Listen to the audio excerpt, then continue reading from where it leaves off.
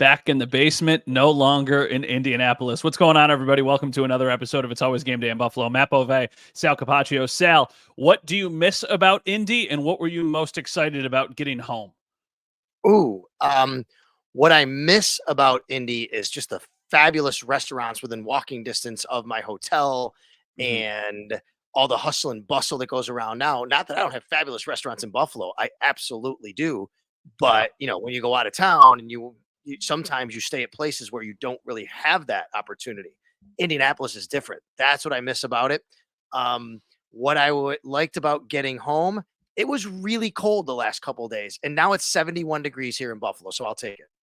Did you get a chance to go golfing at all, or you get to do anything fun outside on this 71-degree March day? Unfortunately, I cannot play golf for another 4 or 5 Oh, weeks at I least because forgot. of my I'm sorry. pacemaker. That's I'm okay. sorry. I didn't get to I I would didn't like get to to. golf either if it makes you feel any better. I have a Okay. kid now, so apparently you gotta make sure that the kid is taken care of. That's like Yeah, I part of the know. gig, I guess. Who would Mine have thought? was I Yeah, who would have thought? I didn't sign up for that. So, my favorite thing about Indy was it was really cool to go to a Pacers game. I went to Oh, the yeah. Pacers game for tickets were like $2 to get into the door. Somebody asked us this question a couple days ago, and it made me think about it. The question was, do you ever think Buffalo could support an NBA team? We'll answer that in 30 seconds. The thing Mm. I was most excited to come back to, my bed in Indy kind of stunk. I was not very Ooh, comfortable in my bed. So getting back to my normal bed, and I'm somebody who could sleep on anything, but yeah. I don't know if you heard this, but I was told that on Tuesday into Wednesday, there was a crazy tornado alarm that went off in Indy Right. in the middle of I didn't hear it. I didn't hear a thing. So Me neither. I was asleep for that You slept through it. portion of I slept I through it. sl I slept through it, but I was out to dinner the next night, and everybody was like, "Did you hear that in the middle of the night?" I was like, "No, I didn't." So at that point, I was sleeping, so I guess the bed couldn't have been too bad. But yeah, so that was kinda crazy. I I got up on Wednesday morning. This would have been so was Tuesday. Was it Monday night into Tuesday or Tuesday night into Wednesday when this happened? Tuesday into Wednesday, so it would have been Okay. technically a very early Wednesday morning. Okay. So I get up Wednesday to go on the air with WBEN, our sister station on Odyssey, and then Mhm. WGR with Jeremy. Both WBEN, Brian Mazurowski, and Jeremy White of WGR asked me, what was it like with the tornado siren and this bad weather? And I'm like, what are you talking about? Are you sure that, like, you know where I am? Like, that's not, I had no idea at the time when I Yeah. woke up. None. No, I didn't know either, and then that was, like, a couple years ago. Remember we had the earthquake here? I slept through Yes. that too. That was at, like, Oh, 6 a.m. or something like that, completely slept through that. I woke up and my entire social media feed was, "Oh my gosh, we had an earthquake in Western New York. Is everybody okay?" And I slept through it completely. But that was a question somebody asked, "Could Buffalo support an NBA team?" Um, no, I don't. Could they support an NBA team, and is it possible that it ever happens? I think are different answers. Could they well, support an NBA team? Sure. Will it ever happen? Absolutely not. agreed. But I would say this, I don't think Buffalo is big enough to truly support three major franchises: NBA, NHL, and NFL. I think Hmm. there's not enough dollars to go around for that. And there's a lot of reasons why the Braves left. Hmm. They did have support, but it was arena issues and playing on certain nights. But because they couldn't get Friday nights, they didn't have quite the support they needed. And when people are deciding between that and the NHL and then the Bills and putting money, I do think that that Buffalo could support an NBA team. I don't think Buffalo could support all three: NBA, NFL, and NHL at the same time, if that makes Yeah, sense. that's probably a good point. It was eye opening going to a Pacers game and seeing the tickets started at $2 because I Right. remember all of those years of the Sabres drought and tickets were dirt cheap, but they weren't, I don't think, at any point $2. That was really crazy to see that. But I agree with every point that you just said. Buffalo, from a media market standpoint, it is the 54th television market in the country. There is just not as much money in advertising and in television and in media rights here as there are in other parts of the country, especially considering the Sabres and the Bills are legacy teams here now. Like they have built fan bases for generations. So to think that a team could come, like I think this city could support another team. I don't know though if we could support an NBA team. I'm sure people would be fans of it. That's not the question. It's could you financially support the team and would the building be filled? The one that I'm interested in is as the MLS continues to grow, is if Buffalo could ever get an MLS team. That's the one. But even that, I think, has got too big for Buffalo to, have that other major professional sports team. It's a good point. I don't know either. When the Blue Jays played here during the COVID year, it was great. They sold a lot of tickets, but if you had to do that on a consistent basis, I don't know if Buffalo could support a major league team that many dates. I mean, it's just really hard to do. So that's why I think, unfortunately, if Buffalo had an NBA team, like, I don't know if you could sustain keeping the Sabres and the Bills as well. But obviously now with the stadium coming with the Bills, and they're going to be here a while. And we hope the Sabres are here a while. So we don't have to tackle that question. It would be cool, though. It would be cool to have an NBA team. And they did have the Braves at one point. And the Braves were they had a lot of star talent, actually, with Adrian Dantley and Moses Malone and Jack Ramsey coach and Randy Smith. They had and Ernie DeGregorio, a lot of really, really good players that people who are much older than me, like your dad would have, not much older, but he's a little bit older than me. Your dad would have told you stories about them. And I bet you he enjoyed, when they were around. You missed the biggest one, the one that even I know about. You forgot, like, the star of all stars with the Buffalo Braves. You didn't say Bob McAdoo. Bob McAdoo. Yes, I know. I did not say Bob McAdoo. That's right. But there you go. Think about all the stars they had. And it'd be pretty cool. But I will tell you, I like the fact that we have like 4 Division I college basketball teams within like 10 miles of each other. Yeah, that's very cool. Let me ask you this. As we put kind of a bow on the combine here, because we're both back in Buffalo now, what was the most important or the biggest thing you learned while in Indianapolis, specifically at the combine? Do you want me to do league or Bills? You can do both. Okay, most important or significant thing I learned about the league, I'll start with, is it is a pretty much slam dunk now that Justin Fields is going to be traded and the number 1 pick is going to be Caleb Williams. I don't know where Justin Fields is going to be traded, but he's going to be traded and they're going to select Caleb Williams, and then we'll see from there. I think that's significant in the league. Justin Fields was, just a few years ago, and what was he taken overall? Where was Justin Fields? 2. Taken overall? Second overall pick. I think so. That's right. Yeah, and now they're going to move on for the Caleb Williams, the number 1 pick. They're going to trade him. Where's he going to go? I think for the Bills, I have said this quite often on radio throughout the week, and you and I talked about it a couple weeks ago, and you mentioned your talk with Brandon Bean. I think it's significant. To me, the Bills feel much better about their cap situation internally than what we have said and talked about and feel about it, and fans do externally about how it looks. Okay. I think that's a very good point. And I did get that same sense. I don't think that they're going to be able to go big game hunting, but I do think that they're going to be able to do a few more of those moves that maybe I'm trying to think of something that is going to be like a solid comparison. We'll talk about mock moves later in this episode. We're going to go through kind of the offseason now that we're a week away from free agency and say, okay, here's a couple moves we could see the Bills making, so it'll make more sense down the road. For me, the biggest thing that I learned from a league-wide standpoint, and this also affects the Bills, is the wide receiver class is for real. Every conversation I had with different draft people who cover the draft, people who are draft analysts, they all said it is a historically dominant wide receiver class, and there should be 5, 6, 7 of them selected in the first round. And they think that all of the guys in that like 4 to 7 range would have been the top guys in the draft last year if that's the way it played out. So you've got a very elite group of top 3 wide receivers, but then that drop off from 4 to 7 are still guys who can immediately come in and make an impact. Now, the way it was explained to me was there is a drop off from those guys in the first round. Obviously, it drops off pretty significantly, but even the rest of the next 10 or 15 guys are players who could be difference makers and game changers on a team. So for me, what that tells me is, hey, if you need a wide receiver, and a lot of teams do, this is a good time to need one, especially when you're in the situation like the Bills are, where they can't just go out and throw a ton of money. Mike Williams earlier today signed a $26 million a year deal to stay in Tampa Bay. The Bills do not have the cap space, regardless of what they do, to have 2 guys that are making that much money. They already got 1 guy that's making it, which means you need to get cheap contracts on your books at that position. And that's why I think for the Bills, it kind of works out that this is the year that they need a wide receiver, because I do think they address it at least in the first or second round, and again, probably in the third or fourth round. Yeah, all right. And I would say that because of the wide receivers and the numbers they posted and just freakish athletes all over the place and how deep it is, you're now going to have to parse through which one's fit for you. And how do you do that? I think that's the next step, Matt. That's the next question, which is how do you find which one is the right one for you? Because they're all freaks, right? I mean, you look at these guys and the numbers they're posting and the size, and that's where the medical comes in. That's where the formal meetings come in. That's where the scheme fit comes in.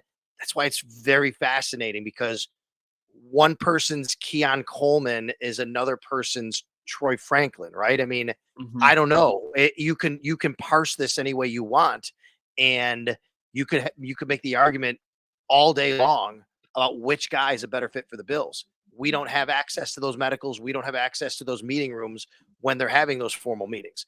That's what's going to happen here. But the Bills did meet with a lot of wide receivers. The report is they met with more wide receivers than any other team met with wide receivers. So obviously they're wide receiver hunting and shopping. It doesn't have to be in the draft, but I would say we're both pretty darn confident they're going to draft at least one and probably multiple wide receivers, I would guess. Were there any prospects that people talked up that you think could be a scheme fit for the Bills? Understanding we are still 2 months away from this. It's not like either of us, I don't want to speak for you, I have not been grinding away on college football tape up to this point. Eventually, I will dive much deeper into it. I'm actually even off this week. But is there any name that popped up where just on the surface level you think, oh, yeah, that makes a lot of sense for the Bills? I think the guy I'm warming up to a little bit more for this is Ladd McConkey. Oh my gosh. I know that. I am so glad you just. I was gonna say the exact same thing. I think there's a perception he's just gonna fit in the slot. He's this shorter guy. He's 6 foot, right? He's 6 foot. I mean, it's not super tall, but he's just going to run to the sticks. He's Cole Beasley. I think that's what people think. I don't think he is. I think he's more than that. I think he can do more. Doesn't mean he's going to get off press coverage on the outside, but Matt, how many teams play press coverage as much these days? And you can move guys away from that. I think he can do more, and I think he can be a well-rounded wide receiver more than people realize. And I think he's got a really good skill set that would fit with the Bills' offense, especially the run after catch that Brandon Beane and Sean McDermott talked about. I think he could be a guy like that. Yeah, I think there's something to be said about raising your percentage, like raising your hit rate on those guys. For the Bills, they've had some absolute home runs in the first round, but they've also had some big misses in the first round. And I'm not saying you should be scared of whiffing big if you love if you love Keon Coleman's skill set and you're like, I think that guy in this offense makes a ton of sense, or Troy Franklin.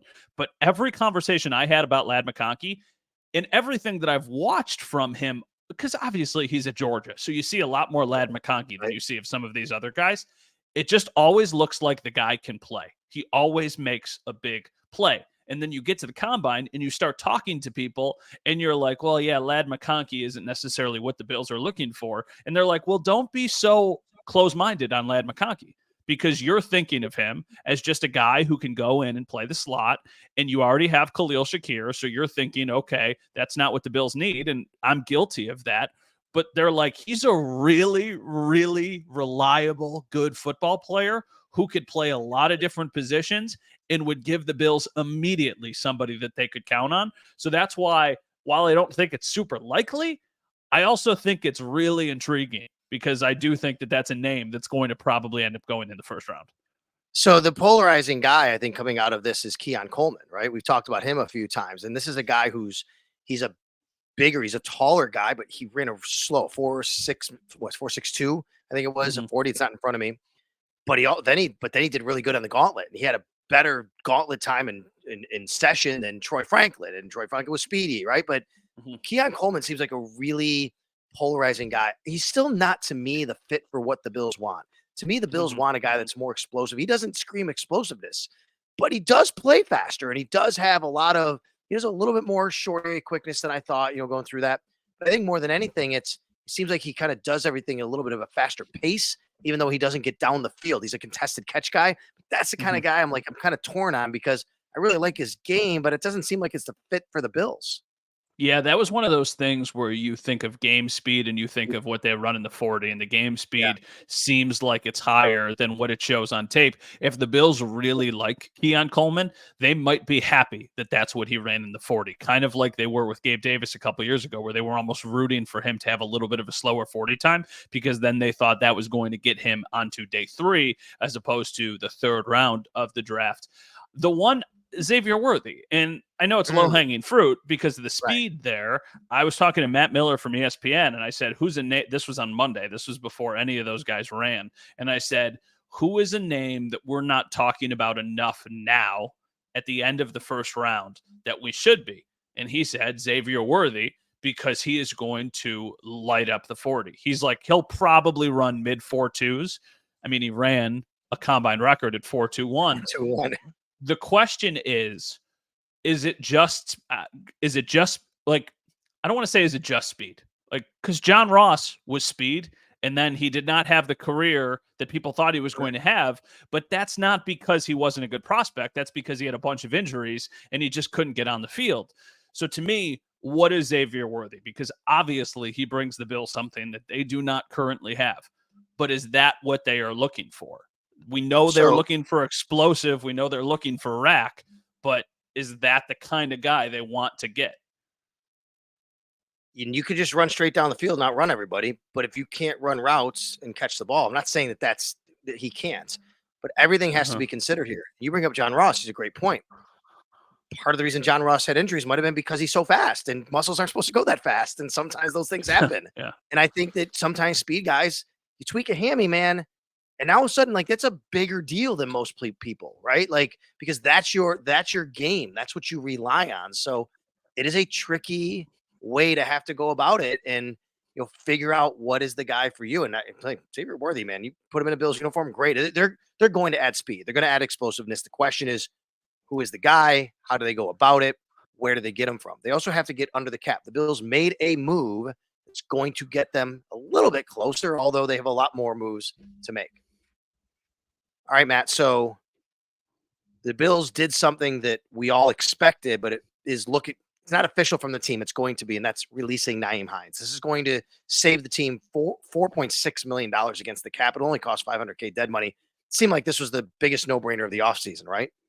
Yeah, it did. It was going to be something with him or something with Deontay Hardy, who, by the way, I have a tab pulled up on Deontay Hardy just because I wanted to check something. So Xavier Worthy will add a lot of muscle when he gets into the league. He is 6'1", 172 pounds. And when I saw 172 pounds, I go, I'm pretty sure Deontay Hardy's that size. Deontay Hardy is 5'7", 170 pounds. So they're basically the same weight. And Worthy is 6'1", and Deontay Hardy is 5'7". Regardless, I thought they were going to do something with Hardy or with Nyheim Hines. Now that they've done something with Hines, I almost still think they do something with Hardy. I think they probably restructure Hardy in some way, just because if they don't, I don't know how much he brings you. Obviously, you like him as a special teams player, but I don't know if you're willing to keep that guy on the roster at his current cap hit. I agree with that. I think there are still plenty of decisions to be made. We're expecting Josh Allen's contract to get restructured. That will really go a long way to getting the Bills under the cap, but it won't be everything they have to do. And we're going to actually talk a little bit more later in the podcast here about maybe some other things that they could do or be surprising or moves we expect. But I agree, Deontay Hardy's a guy to watch for. There's no doubt about that. They do need, though, I think, it's bittersweet for Bills fans. When Nyheim Hines news came about and Adam Schefter reported it, I think my social media feed was more filled with, boy, it's the right move, but I'm really sad because of what happened after the Damar Hamlin incident and the next week and him returning the 2 kicks. He's going to go down and, with legendary status of that, like a legendary play, a memorable moment. Maybe not legendary, but you know what I mean? That moment, that game, what he did, it goes down in Bills franchise history as one of the most memorable moments because of the timing. Yeah, I tweeted when it happened or posted on X, whatever the heck we call it these days. Not to be hyperbolic, but I think it was the most memorable play from my time covering the team. Somebody correctly pointed out it was the Taron Johnson pick six is the best player I've ever single play that I've been in the stadium for or watched happen live. But the Nyheim Hines one is probably the most emotional and sentimental because of everything that happens that week. It felt like that week was a month, a couple months. It was the longest. It was just a really tight for everybody involved, for the team, for us, obviously in Cincinnati, just for everybody, for every Bills fan as well. They just went through so many range of emotions. And then for that game to start that way, because remember, like the Bills barely practiced that week because of everything that was going on. And I remember sitting there before the game and wondering, like, well, how important is practice? Because the Patriots are still 8-8. So it's not like they're a complete disaster. They're a team that could still win this game. And then that kickoff happened. And I'm like, okay, well, probably not. It's just a destiny at this point. And then the Patriots go ahead. I think it's 17-14 in the second half. And then he does it again. So that was a pretty spectacular performance. So Nyheim Hines clears $4.6 million and there's $500K dead money. We got a tweet, and I want to address this now before I forget. Scott asked us, any chance you guys could explain dead money, how it works, and what are the post-June 1st deadlines, such as curious because I always get confused. Okay. So I'll start here, and if you want to jump in, go right ahead. Yep. Thank you, Scott, because I think a lot of people, we assume people know what these things mean, and it's great to refresh people sometimes who don't understand how the cap works. It's different than in the NHL or NBA. So dead money, what happens is you have a player who's supposed to count, let's say, $10 million against the salary cap. But you've already paid him money. You paid him bonus money. You did get him to sign. You paid him, $2 million in bonus, and then you gave him an $8 million base salary, whatever it is. When you cut the player, okay, you still have to count the bonus money that you paid him over the life of the contract. So you can't erase that money. It's already been paid. So that money still counts on your books for the player, but the player's not on your team. Hence, it's dead. It's dead money. It's money that's sitting there that's not going to a player on your roster because you cut the player. That's essentially the best way I can describe dead money. So for Nyheim Hines, because he had bonus money still remaining that has to count on the cap, that bonus counts now this year, once the Bills release him, $500,000. That will count against their salary cap for a player not on their roster. Yeah, as you were doing that, I was just looking through the Bills' current roster and trying to see what the dead cap figures look like for some of the guys who have been mentioned. So I think you did a good job explaining that. So the next thing we did was we asked, what is there anything you want to add before I move on? I don't want to. The June 1st part, I do want off. to touch on real quick. The June 1st part, real quick, I'll touch on. So there is, go ahead. So June 1st, what happens is June 1st is just it's a deadline that's been made by the league and the CBA and the NFL players. It's just, that's why it's June 1st. There's no necessary rhyme or reason other than that's an agreed upon date between the league and the NFL Players Association. If you cut a player before June 1st, basically you're counting all of the dead money that's still remaining on the bonus that you paid him. You got to count it this year. It's all going to accelerate. If you still had every year $2 million next year, $2 million after, because you divided all the bonus money up, that all gets accelerated in the contract now. If you wait till after June 1st, you can divide it up over 2 years. That's really all it is.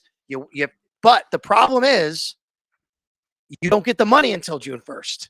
So by cutting a guy on before June 1st, if it's going to cost you $10 million, but say, let's wait till after June 1st, we're going to save. We're only going to cost $5 million. But guess what? You don't get that $5 million to save on the cap until June 1st. Did they have any post June ones last year that let them sign? They don't do it a lot. So there wasn't a move that led to them having. I don't remember, because they signed Leonard Floyd late last year. Right? Was it in June when they signed him? No.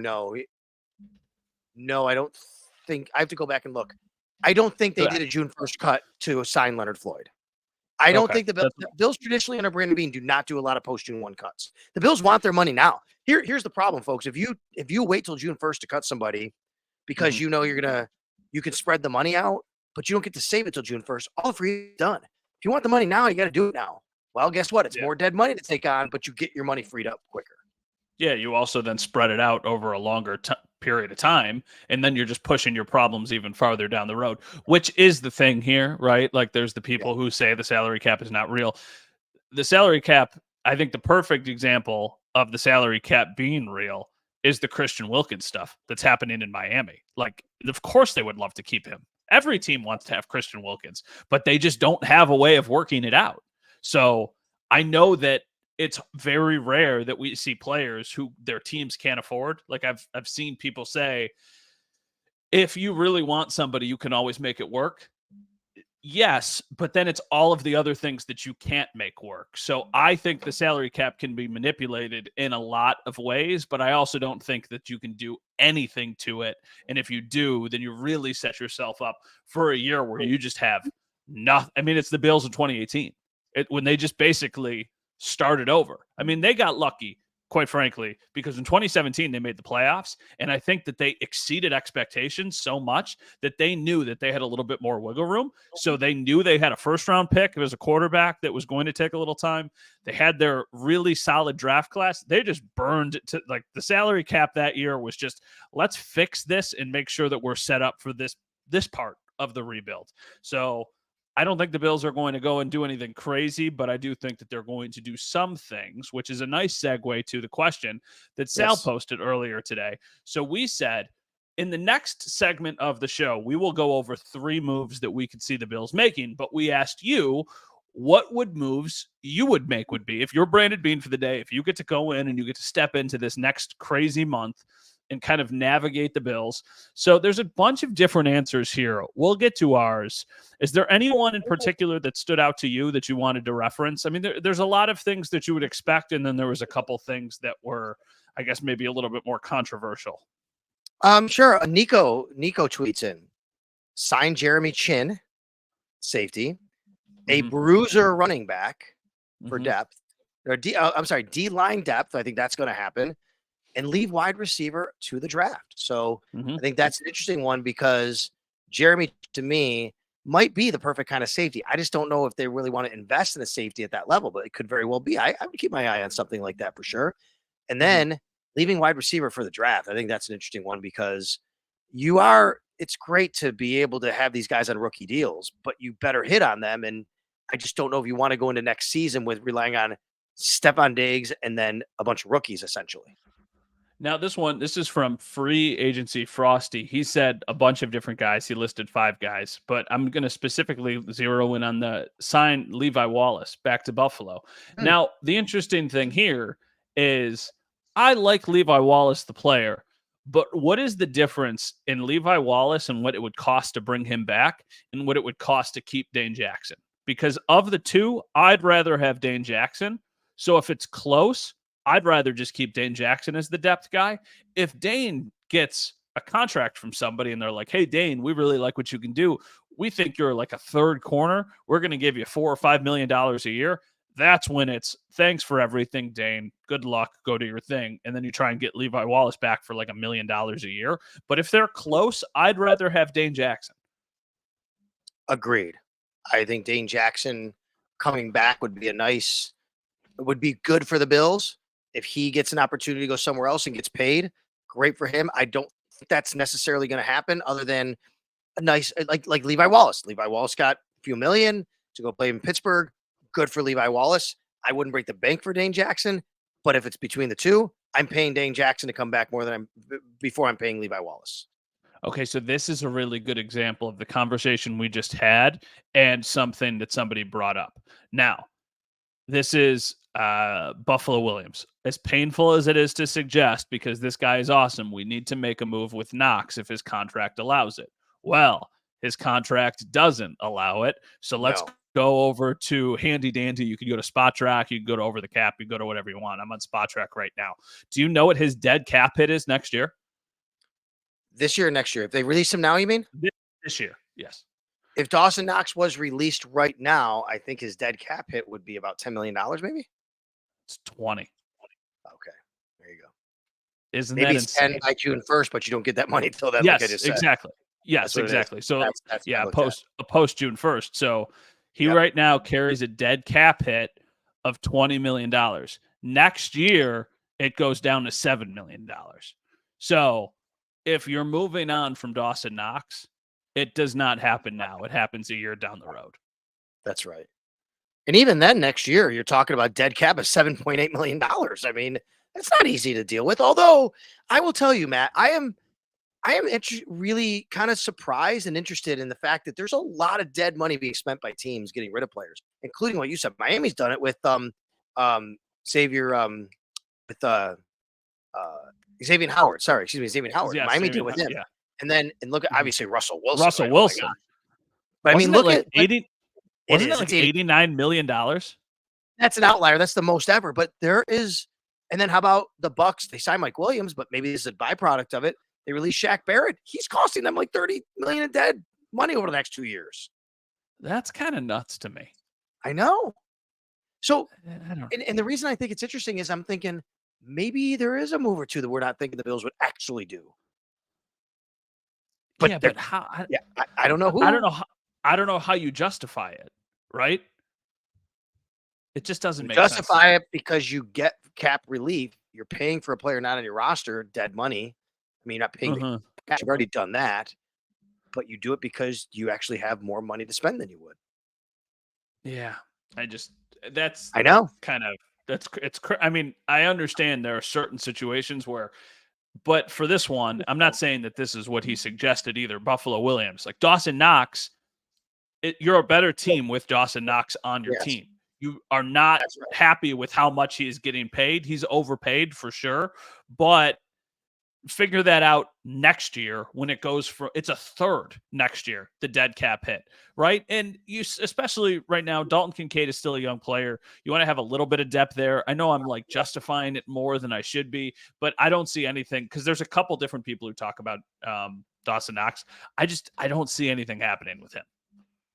I agree with you. I don't think so. And the Bills, they've identified him as one of their kind of core players. They have guys for a lot of different reasons, on outside of football. That's not the only reason, but he's a guy that they trust and know and in their locker room. And yeah, I mean, they wanted to go to this 12 personnel. They've run that. By the way, then what would happen? I mean, I do like Quentin Morris, but if something were to happen to Dalton Kincaid, then you go from a really strength at your position of tight end to nothing. Now, not really anything good, but you have Dawson Knox. That's a little bit different. All right. All right. Go ahead. Yeah, I was going to say, do you want to get to our moves that we would make? Set it up. All right. So we are going to do 3 moves.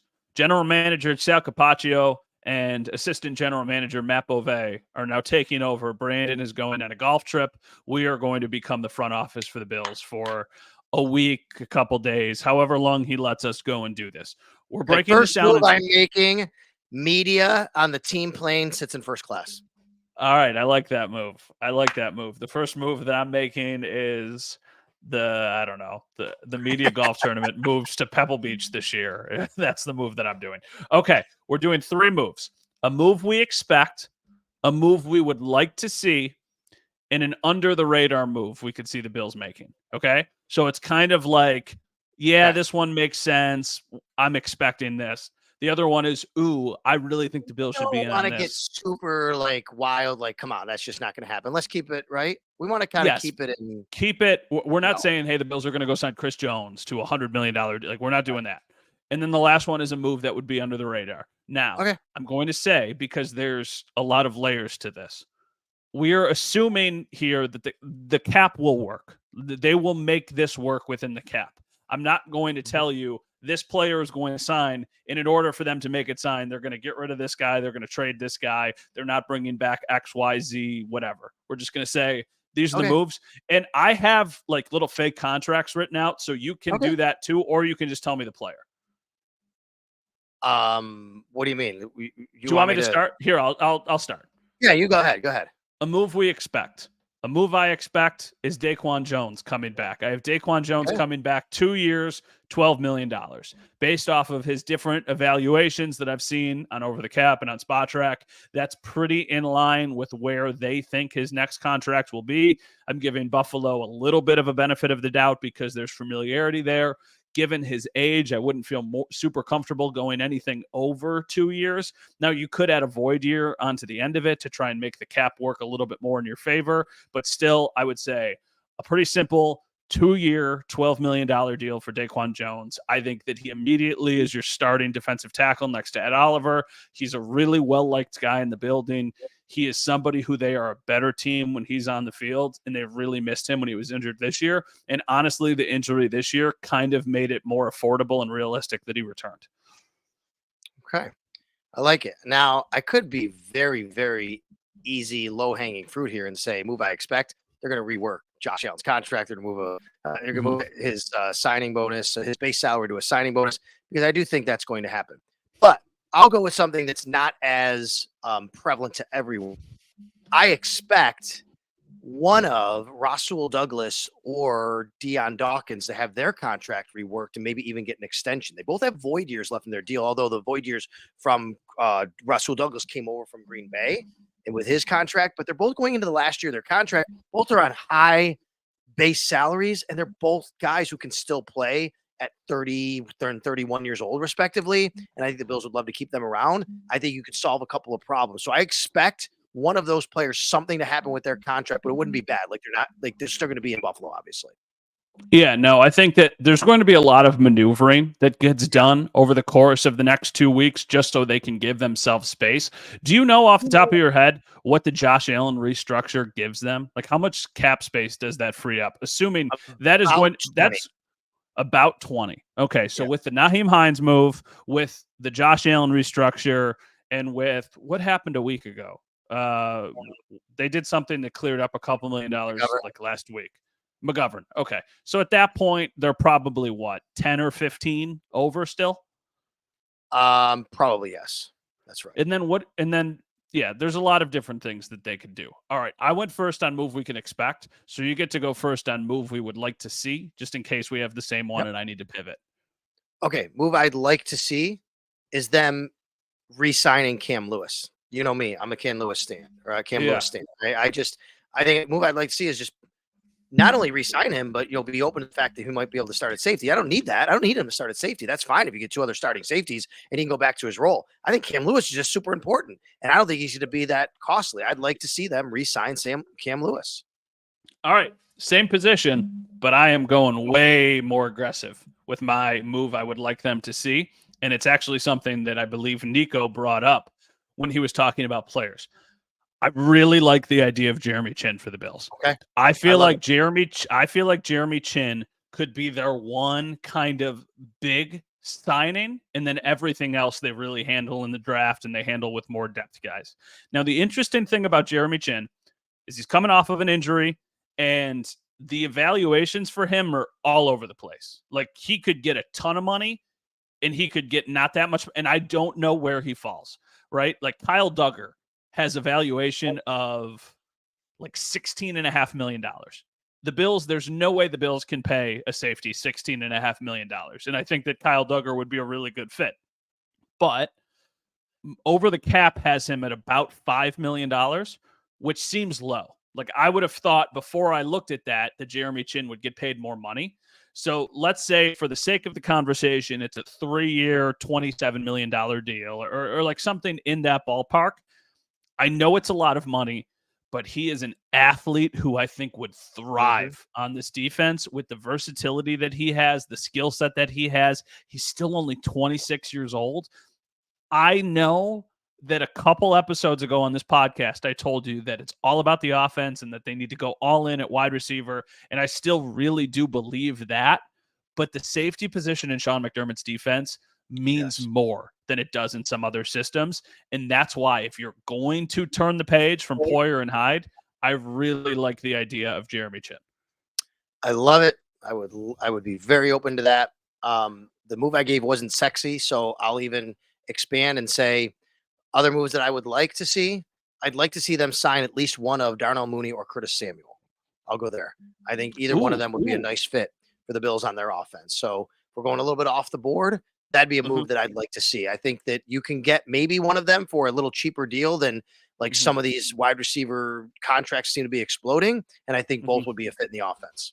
Yeah, I think I think both of them would be very good. I was looking at a couple different things from PFF, and they actually had Darnell Mooney as I think their second highest rated free agent receiver available. And I think that he's probably going to get paid. I think Curtis Samuel will get a little bit more money too. Curtis Samuel on the Bills would be a very fun option. I just think of even watching him, I think week 3 against the Commanders earlier in the year, and he just had a beautiful play where he was, right down the sideline, beat Christian Benford in coverage, had a really nice catch. It was one of their most explosive plays that they made all day. The other name that I like as far as wide receivers are concerned, how do you feel about Kendrick Bourne, even though he's coming off an ACL injury? I've brought him up many times. I think I brought him up maybe a month ago here, and I think the ACL, though, is the tough thing about it. You don't know where he is, but I'm a Kendrick Bourne fan. I think Kendrick Bourne is a is a good player. I think he'd fit. He'd fit in the locker room. Evan Lazar, who covers the Patriots, I had him on WGR, asked him specifically about Kendrick Bourne. He said he's one of these guys you love having around. He makes everybody better. He's just a great locker room guy. And I think that if he's recovered, if he's healthy, you get him a clean bill of health. I like Kendrick Bourne. Yeah. I think that I think this is not the move that would be under the radar. We got one more. I'm anticipating at this point Trent Sherfield comes back. I think it's going to be a very baseline league minimum deal that Trent Sherfield comes back, but I don't think it's a guarantee that he's on the team. I don't know about Deontay Hardy. I'm very confident that they draft a guy. But even with all of those things said, they were at their best when they had Stephon Diggs, Emmanuel Sanders, Cole Beasley, John Brown, Gameday. They were loaded at wide receiver. I do not think that they can get away with just bringing back the guys they have and replacing Gabe Davis with a rookie. I think they need to get another guy, and that's why those players like Kendrick Bourne, like Curtis Samuel, I'm almost anticipating that they do something like that. I just don't know who it'll be because I don't think you can just be comfortable with Trent Sherfield as your 3rd, 4th, or 5th best wide receiver next year. I think that's a guy who needs to fight for a job and not just be guaranteed one. What's your under the radar move? Ezekiel Elliott, running back, New England Patriots. Oh, I'd be surprised. What do you think his market value is? $3 million. It's like 2.5, between 2.5 and 3. So I think when you say his name, you get the reaction like you just did. But to me, Ezekiel Elliott is basically this year's version of Damian Harris, but I think better. I think Ezekiel Elliott is a really good pass protector, so you don't have to do the Latavius Murray thing again. You just have Ezekiel Elliott. I still think that he can play, and I also think that he's, over the course of his career, shown that he's a very effective short yardage back. So, well, for fantasy owners, having Josh Allen get 15 rushing touchdowns a year is fantastic. The Bills probably want to avoid that if they can. So that's why I really like I know it's not super sexy, but I think Ezekiel Elliott and James Cook could be a very nice 1-2 punch. I love the theme, the name, Ezekiel Elliott, just for that. I don't love the move. I wouldn't do it. But you never know. But I'm going to stay there. I got a couple under the radars, okay? One's kind of a positive, one's a negative, all right? I'm going to stay at the same position, under the radar. Zach Moss. Whoa, really? What he had a nice year last year. He knows the Bills. They know him. He's not going to break the bank. They just got rid of Nyheim Hines, the guy they traded him for. Yeah. What? I mean, what do you mean? Oh, really? I don't know. Why would you be so stunned? I guess I wouldn't be stunned. I just always wonder bringing somebody back who you moved on from. Because I think Zach Moss was pretty good. He was a rosterable player in fantasy football this year, and a lot of people know who he is because of the games that he had while Jonathan Taylor wasn't available. I think that there's going to be a team that gives him a decent contract. And if he's getting a decent contract, then I don't think the Bills should be in on that.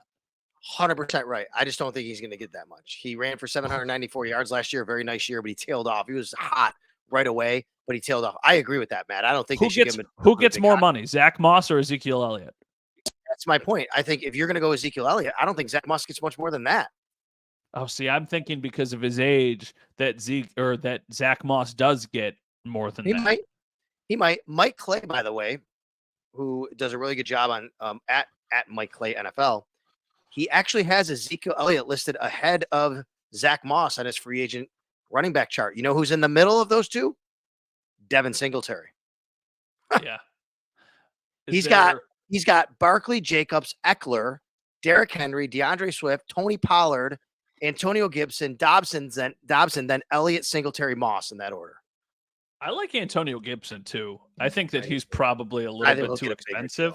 Yeah, but I think he's going to get a little bit of a bigger deal. The running back class, if you need a running back, there's a lot of options for you out there. It's just I don't know. I'm not somebody who thinks that they need to go spend a bunch. I would be totally fine if their running backs next year were James Cook, Ty Johnson, and some other like Damian Harris comes back or something. I would be totally fine with that. A movie I'd like to see, I would even put Ty Johnson in that category. All right, the other under the radar, like I said, a negative. You know, you want to talk about trimming money? I could see a world in a scenario where Ryan Bates is cut. Ryan Bates going to cost his team over $5 million. He played like very, very, very little last year because he's a backup at a lot of positions. It's a catch-22, Matt. I love Ryan Bates for his versatility. The Bills love Ryan Bates for his versatility. But it's going to save him a lot of money. He's $5.44 million this year on the cap for 35 total snaps last year. Can you just live with that in your cap situation if the guy's not going to play? I don't know. And I'll even throw another name. Tommy Doyle, unfortunately. You could save like 1.3 on Tommy Doyle. I just wonder if the Bills go down that road, given what they have in offensive line. And I'll throw this out. They love Alec Anderson and Ryan Vandermark, and they're both very cheap. So do you ever play roulette or anything? Like when you go to a casino? Do you ever play roulette? Ooh, I'm glad you said when you go to a casino. Yeah, sure. Okay, so you know how when you go to a casino and you're sitting there and you're watching the ball go and it has hit like black 6 times in a row, and in the back of your head you're always like, well, eventually it's going to hit red. I feel a little bit like that with the Bills' offensive line. Of last year, they were so healthy that eventually there's going to be an injury, and I'm almost banking on an injury just because they were so healthy, because it's easy to say they'll never be that healthy again, because they probably won't be. And that's why the idea of having Ryan Bates around is a really nice luxury, because, okay, you need somebody to step in and guard. Luxury, right? But it's a luxury and a team that is very, very pressed for salary cap space. I know. No, I don't disagree with anything that you said. I just think that having a very good 6th guy is maybe as important as some other position that you might be able to go out and address. I agree with you. I just want to throw it out there that this team needs to save money somehow. They need to go under the cap. It might be painful to do it, but I would not doubt if either one of those guys, something were to happen there. What would you rather have? Would you rather have Ryan Bates still on the team or have to let him walk and bring back Tyrell Dodson? Because that's about the money. I'd rather have Ryan Bates because I'm more comfortable in my depth with Dorian Williams, with Matt Milano coming back healthy, Dorian Williams, Bale Inspector. I think those guys can do the job. As much as I think Tyrell Dodson did a very nice job, those guys I'm comfortable with. That's because that's kind of like the money that you would save by getting rid of Ryan Bates would be around what Tyrell Dodson probably gets on the open market. Now, if AJ Epinesa is that person, then I change my answer. I say AJ Epinesa is more valuable in that rotation. I was just looking at his market value, and it's about $5.5 million, which seems low to me. Like, I could see AJ Epinesa going on the market and getting $7-8 million a year because of his age and just because he's a really solid football player. But at $5.6 million, that's a name that I've kind of moved on in my head. But if that's the cap number, I wonder if the Bills try and get him back because he's a good player. Agreed. No, I agree with that. Matt, what's really nice is as good as the wide receiver class is, so is the offensive line class. And the reason I say that's nice, because the Bills don't need an offensive lineman, and you're going to get a lot of them going in the first round. And because they were so healthy and they were good last year, that's a nice thing because now it pushes wide receivers down a little bit because this is a good offensive line group. You'd hate to see them lose anyone, but I'm also telling you, they're very high on Alec Anderson. They're very high on Ryan Vandermark. Alec Anderson is kind of like Ryan Bates. He plays everything. and he's only going to cost $1 million next year. Yeah, for sure. Those guys, offensive line is maybe one of the trickier ones to predict, but going through training camp last year, it was very apparent pretty early in the camp that they really liked both of those guys. Like they beat out a couple more veteran players, but it was obvious that they felt like those guys have a future on this team. And I don't think that they're just depth players. Like I wonder as they get a little bit older if those guys start to end up, eventually kind of take over. For the problem is Vandermark could take over for Spencer Brown in a year. We don't know that. That's right. Yeah. I shouldn't say as they get older because the majority of their line is fairly young. The only thing about Ryan Bates though is do you move on from Ryan Bates with Mitch Morse only having 1 year left on his deal? Again, I think if you're comfortable with Alec Anderson, you might. Alec Anderson can play center. That's for the Bills. Yeah, they have a lot of versatility there. I mean, it's a good problem to have, but unfortunately, there might not be a chair standing for somebody who normally would. And then maybe Brandon Beane swings a deal during the offseason at some point for one of these guys. But they got to get under the cap at some point. All right. Anything else? Any meat we left in the bone here?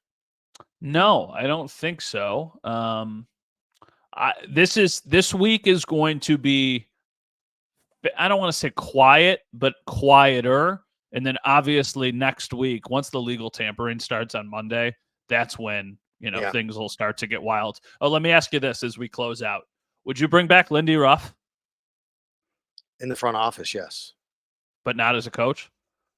I would not replace Dono with Lindy Ruff, no. I think I might, actually. I don't know.